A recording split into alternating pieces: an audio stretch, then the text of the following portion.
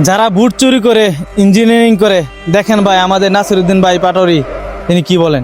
আমরা আল্লাহর কাছে শুকরিয়া জানাচ্ছি যে আল্লাহ তাআলা জনগণের সামনে যারা ভোট ডাকাত তাদেরকে উন্মোচন করতে আমরা সক্ষম হয়েছি। বাংলাদেশে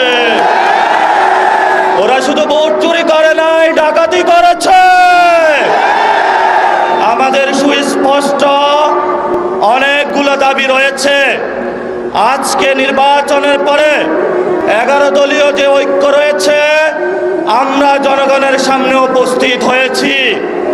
আমরা প্রথমত বলতে চাই, পার্লামেন্টে যে ভোট ডাকাতরা গিয়েছে, জনগণের সামনে আমরা বিরোধী দল হিসেবে হাজির হয়েছি।